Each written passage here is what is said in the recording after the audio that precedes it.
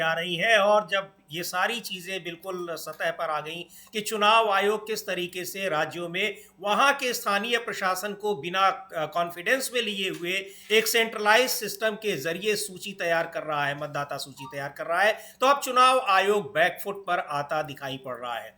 किस तरह से बैकफुट पर आया है और क्या आरोप लगे हैं पश्चिम बंगाल में और उसी तरीके से दूसरे राज्यों में भी आरोप लग रहे हैं, उस पर हम लोग बात करेंगे। लेकिन एक बड़ी खबर इस समय सुप्रीम कोर्ट से आ रही है। सुप्रीम कोर्ट में इस समय कुलदीप सेंगर मामले में सुनवाई चल रही है।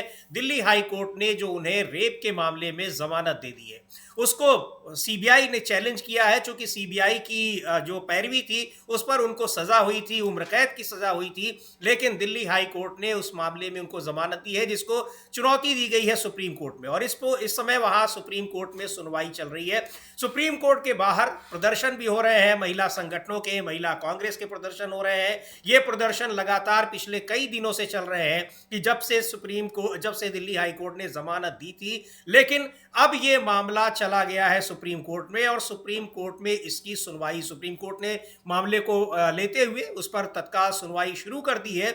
तो क्या कुछ चल रहा है सुप्रीम कोर्ट में आपको बताएंगे, लेकिन सुप्रीम कोर्ट के बाहर भी जिस तरीके से बड़े पैमाने पर आंदोलन हो रहे हैं और बड़े पैमाने पर प्रदर्शन हो रहे हैं, वो जानना भी बड़ा महत्वपूर्ण है। लेकिन यहाँ इसका एक खराब पक्ष भी है, जिसमें कुलदीप सेंगर के समर्थन में भी बहुत सारे लोग उतरते हुए दिखाई पड़ रहे हैं, ना सिर्फ सोशल मीडिया पर बल्कि वहां प्रदर्शनकारियों के साथ झड़पें करते हुए भी। उसकी चर्चा भी करेंगे, लेकिन अभी सुप्रीम कोर्ट में क्या कुछ चल रहा है उसके वो जानते हैं वहां पर अमलेंदु जी। हाँ समीर जी, सुप्रीम कोर्ट में इस समय बहस चल रही है और सुप्रीम कोर्ट में एसजी तुषार मेहता जो हैं जी वो सीबीआई की तरफ से अपना पक्ष रख रहे हैं। और सीबीआई की तरफ से जो दलीलें दी गई हैं समीर जी, उसमें साफ तौर पर ये है कि पॉक्सो एक्ट जो है मतलब जिसके आधार पे जो उसको छूट मिली, मतलब उसको ख़त्म कर दिया, हाँ। उसको उन्होंने विरोध किया है कि भाई जो इसमें पॉक्सो एक्ट है उसमें जो ये कहा गया है कि साहब ये चूंकि पब्लिक सर्वेंट नहीं है पॉक्सो एक्ट में, तो जी इसमें जो जिसका डेफिनेशन नहीं दिया गया है वो आईपीसी में जो है वो डेफिनेशन दी जाएगी। तो आईपीसी में पब्लिक सर्वेंट नहीं माना गया है एमएलए को, इसलिए इसको ये सजा नहीं मिल सकती। इस आधार पर वो सजा निलंबित की गई है। जी इसका विरोध कर रहे हैं तुषार मेहता। हालांकि ये विरोध जो था वो किया जाना था हाई कोर्ट में, हाँ वहां इस तरीके की चीजें नहीं आई, लेकिन अब चूंकि दबाव पड़ा और काफी ज्यादा इसका पूरे देश भर में हाँ। निंदा हुई, प्रदर्शन हुए, तो अब सीबीआई तुरंत जो थी पहुंची सुप्रीम कोर्ट। और सुप्रीम कोर्ट में अब एसजी तुषार मेहता ये पक्ष रख रहे हैं कि ये समय और परिस्थिति के अनुसार तय किया जाएगा कि कौन पब्लिक सर्वेंट है नहीं है।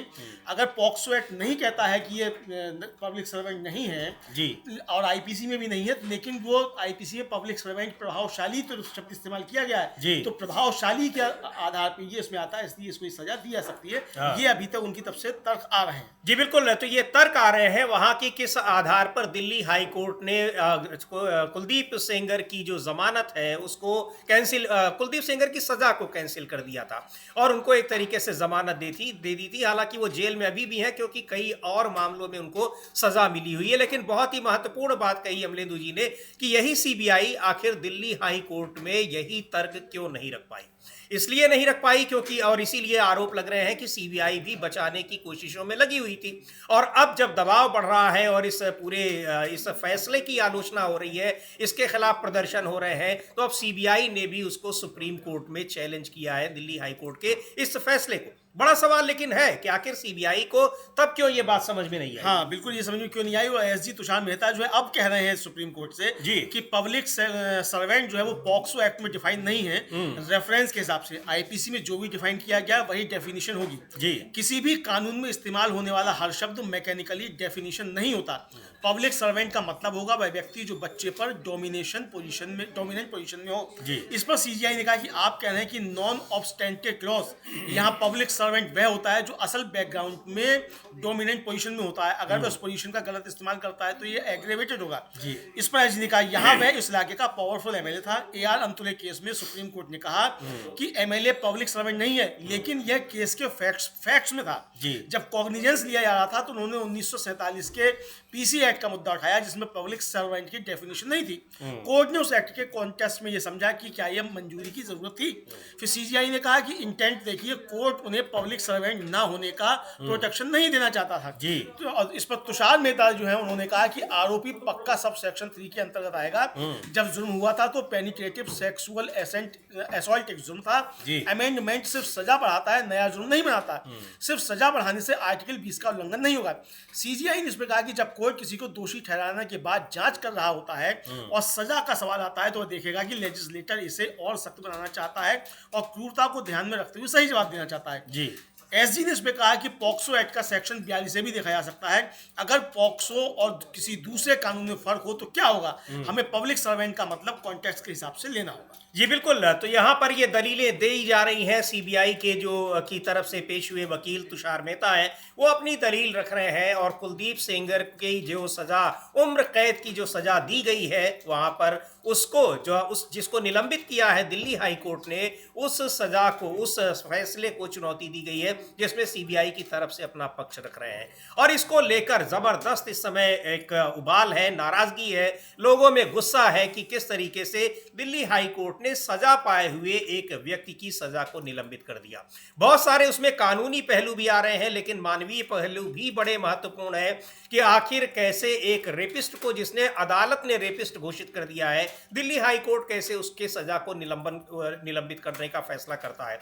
और बड़ा सवाल यह भी कि जिस सीबीआई ने कोर्ट से, वहां पर सेशन कोर्ट से सजा दिलवाई कुलदीप सेंगर को, वो दिल्ली हाई कोर्ट में उसका बचाव क्यों नहीं कर पाई और अब आखिरकार इस दबाव के बाद उसको सुप्रीम कोर्ट में इसको चैलेंज करना पड़ा है दिल्ली हाई कोर्ट के फैसले को। और लेकिन अब ये विरोध इसका हो रहा है, इसका विरोध प्रदर्शन दिल्ली हाई कोर्ट के बाहर भी हुए, आज सुप्रीम कोर्ट के बाहर भी हो रहे हैं। उधर इंडिया गेट के सामने पीड़ित लड़की ने खुद वहां पर विरोध प्रदर्शन किया, उसके साथ कुछ लोग आए, हालांकि पुलिस उनको जबरन वहां से हटा ले गई। इसको लेकर भी आलोचनाएं हो रही हैं। लेकिन अमलेदु जी, इसका एक बहुत ही दुखद पहलू यह भी है कि कुलदीप सेंगर के पक्ष में किस तरह से बहुत सी महिलाएं भी दिखाई पड़ रही है।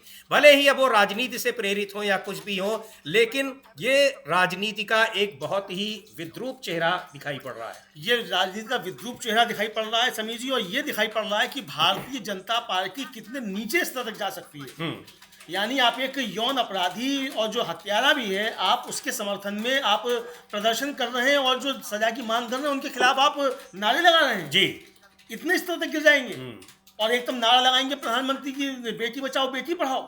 तो ये क्या प्रधानमंत्री की बात नहीं सुनते जो भाजपा के कार्यकर्ता वहां से पहुंचे हुए इस तरीके करने के लिए। लेकिन समीर जी, इसके साथ साथ एक चीज और भी कहनी पड़ेगी कि जो हाई कोर्ट के बाहर और सुप्रीम कोर्ट के बाहर जो प्रदर्शन हो रहे हैं ये भी गलत है। और इसलिए गलत है कि आप जो भी कानूनी बात है वो आपको अदालत में रखनी है। बिल्कुल, आप सुप्रीम कोर्ट पे या हाई कोर्ट पे धरना देके प्रदर्शन करके आप फैसले नहीं बदलवा सकते, ना फैसले करवा सकते हैं। कल को अगर इसी दबाव में फैसले होने लग जाएं तो फिर तो दूसरा कोई भी लेके चला जाएगा।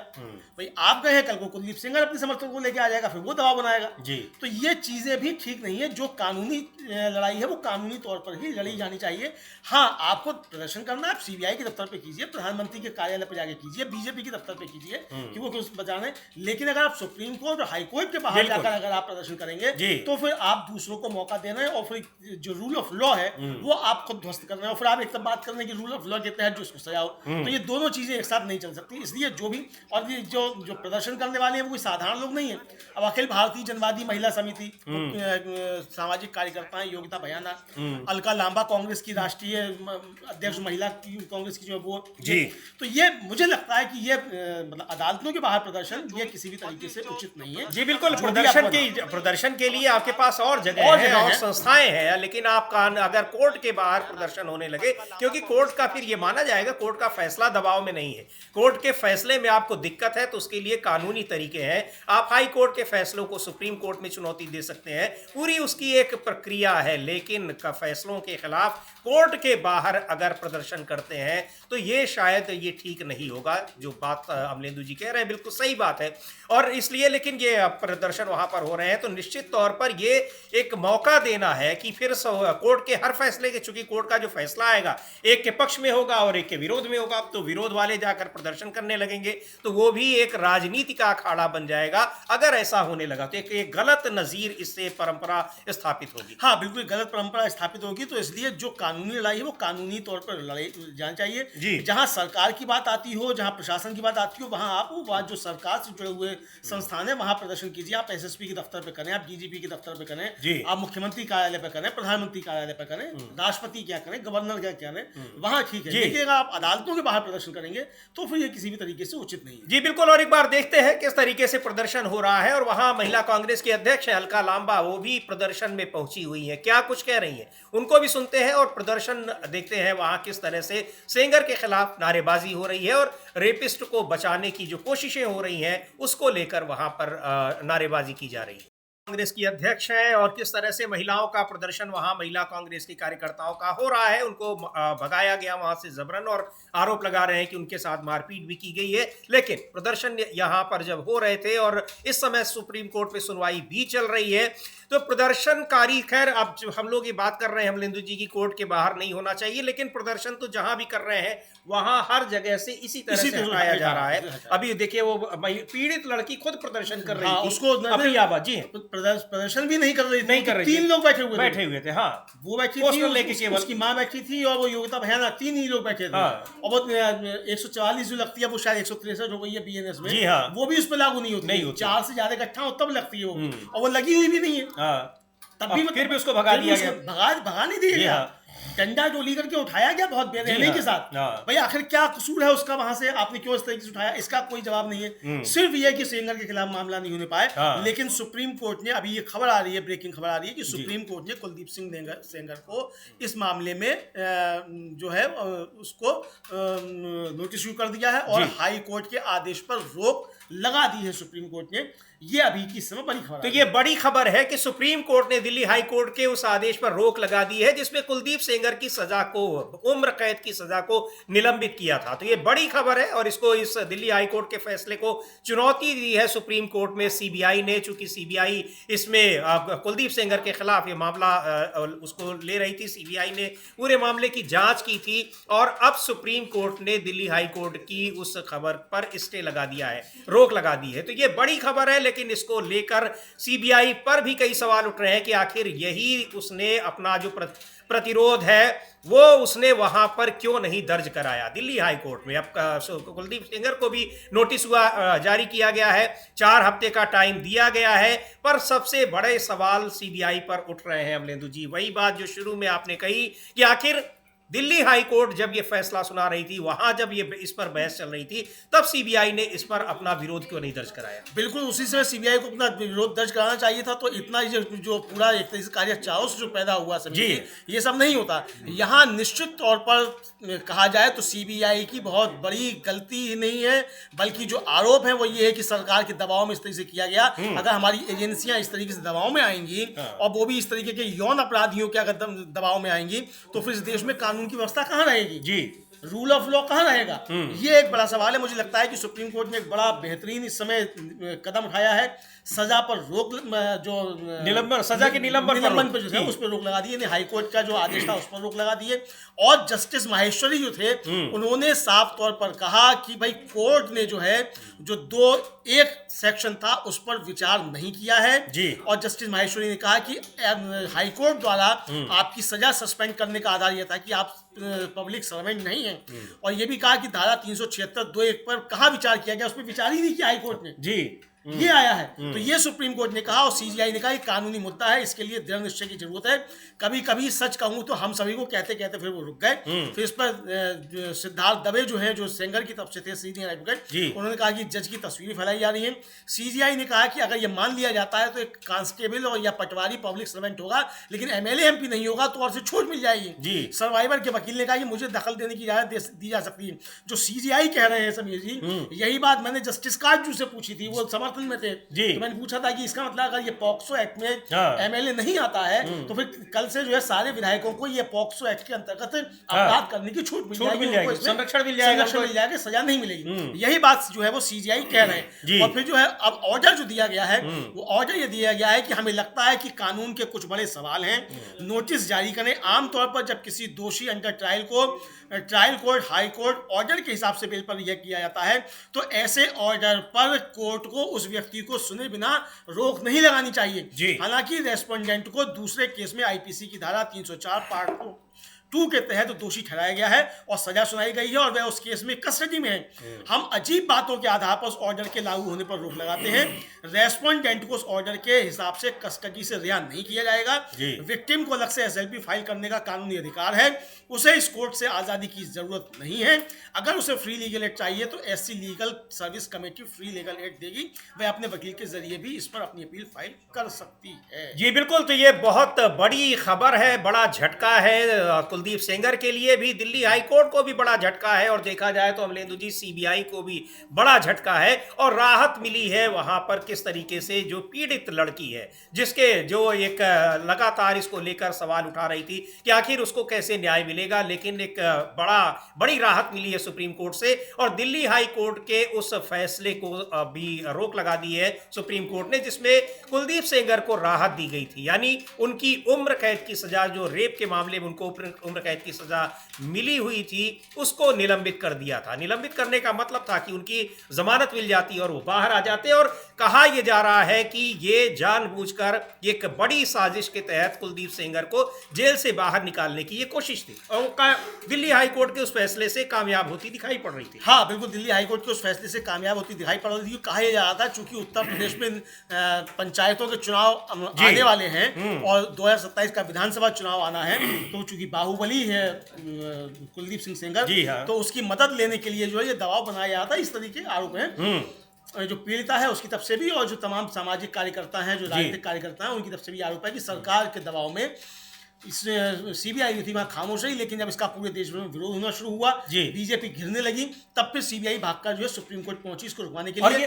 ये दलीलें हाई कोर्ट में भी दी जा सकती थी और जस्टिस माहेश्वरी कह रहे हैं कि जो 2-1 है उस पर हाई कोर्ट ने विचार नहीं किया, 376 जो है उस पर हाई कोर्ट ने विचार नहीं किया। तो केवल आपको राहत इस बात पर मिली कि आप पब्लिक सर्वेंट नहीं है, तो इसलिए इस पर विचार नहीं किया सकता और इसलिए हम इसके हाई कोर्ट के ऑर्डर पर रोक लगा। और ये अमलेंदु जी इतना इसके चर्चित मामला था और ये बिल्कुल फिल्मी कहानी की तरह था कि एक गरीब और पीड़ित लड़की किस तरीके से न्याय के लिए संघर्ष कर रही है और उसकी लड़ाई जो है वो एक वहां पर एमएलए और बहुत रसूखदार व्यक्ति से होती है। परिवार के कई लोग मारे जाते हैं उस प्रक्रिया में षड्यंत्र के तहत और आखिरकार मतलब लोगों के सड़क पर उतरने, बड़े आंदोलन के बाद एक पूरा मामला सीबीआई इसकी जांच करती है, उसको सजा मिलती है, लेकिन सजा मिलने के बाद भी किस तरीके से बचाने की कोशिश हो रही है। आपको याद होगा कि बहुत मुश्किल में कुलदीप सेंगर के खिलाफ एफआईआर दर्ज कराई गई थी, बीजेपी ने आखिर तक उनको नहीं, जब सजा मिलती है तब कहीं जाकर उनकी सदस्यता जाती है और पार्टी उनको अपनी पार्टी से निष्कासित करती है। उसके बावजूद उनके परिवार के लोगों को बीजेपी टिकट देती है, उनकी पत्नी को ही टिकट दे देती है, उनकी पत्नी को ही टिकट दे देती है। और ये सारी बातें आज सुप्रीम कोर्ट में जब दलीलें दी गई तब वहां पर भी ये सारी चीजें उठाई कि इतना हल्का मामला नहीं है। बिल्कुल, ये किस तरीके से लड़की के जो संघर्ष है उसकी तारीफ की जानी चाहिए कि उसको न्यायिक प्रक्रिया पर कितना भरोसा है। अगर ऐसा होता है तो भरोसा उसका किस तरीके से टूटेगा। हाँ, हालांकि सीजीआई ने फटकार भी लगाई है पीड़िता को एक मामले में, जो चूंकि जो हरिहरन थे जो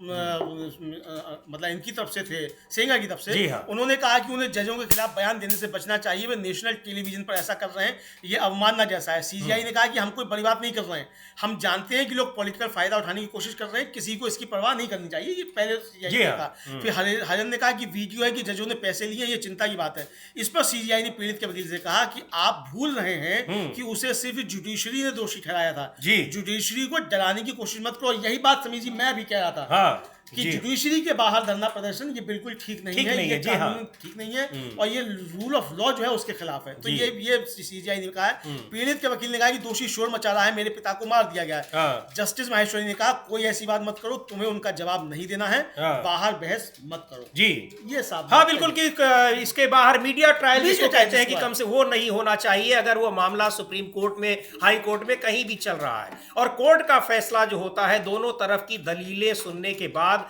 वहां पर उसके आधार पर होता है। और ये भी है कि फैसले से आप संतुष्ट नहीं है तो आप उसको अपर कोर्ट में यानी हाई कोर्ट के फैसले को सुप्रीम कोर्ट में चुनौती दे सकते हैं, पर उसको लेकर आरोप लगाना ठीक नहीं है, क्योंकि आरोप के लिए फिर आपके पास आधार होने चाहिए और अगर कोर्ट पूछेगा तो आप क्या बताएंगे। तो ये एक महत्वपूर्ण बात है। पूरी न्यायिक प्रक्रिया जो है वो एक उससे चलती है, उसमें आपको फैसलों पर विरोध दर्ज कराने का भी अधिकार है और उसके खिलाफ अपील करने का भी। तो उसी के हिसाब से न्यायिक फैसलों को लेना चाहिए, ये कहा सुप्रीम कोर्ट ने। लेकिन एक बड़ा फैसला है, बड़ी राहत दी है और ये भी दिखाया है दिल्ली हाई कोर्ट के फैसले पर। लेकिन सवाल यही है अमलेंदु जी कि दिल्ली हाई कोर्ट ने भी अगर ये फैसला दिया था तो इसका मतलब कि जो विरोध करने वाला पक्ष था यानी सीबीआई, उसने उस तरीके से विरोध नहीं किया। यही तुषार मेहता अगर ये सारी बातें उस समय रखते तो ऐसा लगता नहीं है कि दिल्ली हाई कोर्ट उन चीजों को इग्नोर कर देता। हाँ बिल्कुल इग्नोर नहीं होता समीर जी।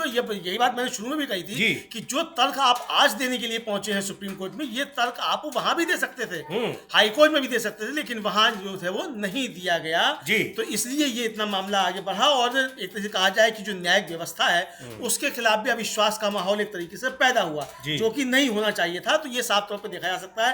बहरहाल सुप्रीम कोर्ट ने एक बहुत बड़ा फैसला इस समय समीर जी दिया है और इस समय की ब्रेकिंग खबर ये है कि सुप्रीम कोर्ट ने कुलदीप सिंह सेंगर की जो सजा निलंबन का हाई कोर्ट का आदेश था उस पर रोक लगा दी है। सुप्रीम कोर्ट से उन्नाव रेप केस में कुलदीप सिंह सेंगर को बड़ा झटका लगा है और सुप्रीम कोर्ट ने कुलदीप सिंह सेंगर को नोटिस इशू किया है। फिलहाल कुलदीप सिंह सेंगर को अभी जेल में ही रहना होगा।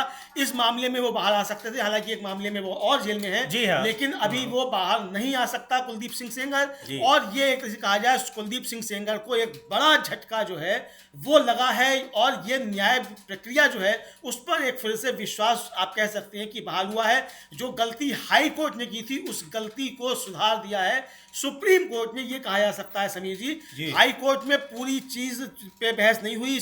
सुप्रीम कोर्ट खुद कह रहा है कि 376 पे वहां बात नहीं हुई और 2(1) जो था उस पर बातचीत नहीं हुई, इसलिए जो है कुलदीप सिंह सेंगर को जमानत नहीं मिलेगी। ये साफ हो गया है। सुप्रीम कोर्ट ने रोक लगा दी है, 4 हफ्ते का समय दिया है कुलदीप सेंगर को जवाब देने के लिए। ये इस समय की बहुत बड़ी खबर आ रही है। जी बिल्कुल, ये बड़ी खबर आ रही है कि सुप्रीम कोर्ट ने कुलदीप सिंह सेंगर को जो राहत मिली थी दिल्ली हाई कोर्ट से उस पर रोक लगा दी है, यानी अभी वो जेल में ही रहेंगे। हालांकि दूसरे मामलों में वो जेल में रहते ही, लेकिन जो रेप का मामला था उसमें उनकी सजा पर रोक लगा दी थी, उसको निलंबित कर दिया था दिल्ली हाई कोर्ट ने, पर अब वो फैसला उस पर रोक लगा दी गई है, यानी जेल में ही रहेंगे कुलदीप सेंगर।